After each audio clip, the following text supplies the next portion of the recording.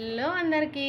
తెలంగాణలో మన సర్వపిండి ఉంటుంది కదా, తపాల చెక్క అంటారు. అది టీలో ముంచుకొని తింటే ఎంత బాగుంటుందో. నాకు టీలో ముంచుకొని తినడం అంటే చాలా ఇష్టం. నాలాగా మీరు ఎవరైనా ముంచుకొని తినే వాళ్ళు ఉంటే కామెంట్ చేయండి. సర్వపిండి ఎలా చేయాలో నేను ఇప్పుడు చూపిస్తాను, చూడండి. చాలా బాగుంది, ట్రై చేయండి మీరు కూడా ఒకసారి. బియ్యం పిండి తీసుకొని అందులో కొంచెం సాల్టు, కొంచెం కారం పొడి, కొంచెం నువ్వులు, అలాగే వెల్లుల్లి పేస్ట్ వేసుకోవచ్చు, బాగుంటుంది. పచ్చిమిర్చి కూడా వేసుకోవచ్చు, దంచి వేస్తే బాగుంటుంది. అలాగే కరివేపాకు అండ్ శనగపప్పు కూడా వేయచ్చు, నానబెట్టి వేయచ్చు. అలాగే జీలకర్ర కొంచెం నలిసి వేస్తే టేస్ట్ చాలా బాగుంటుంది.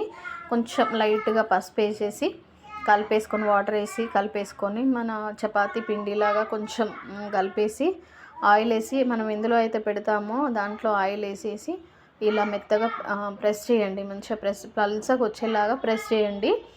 ప్రెస్ చేసి మధ్య మధ్యలో హోల్స్ పెట్టడం వల్ల ఆయిల్ అనేది ఇంకిపోతుంది, గిన్నె మాడకుండా ఉంటుంది. అండ్ చూడండి, ఇలా తిప్పుతూ ఉంటే మంచిగా వస్తుంది అనమాట. అదే అయింది అంటే సర్వపిండి దానంతలో అదే ఇలా లేసి వస్తుంది. టేస్ట్ అయితే అస్సలు టీలో ముంచుకొని తింటే అయితే నెక్స్ట్ లెవెల్ ఉంటుంది. ఎంత బాగుంటుందో, నాకైతే చిన్నప్పటి నుంచి చాలా ఇష్టం.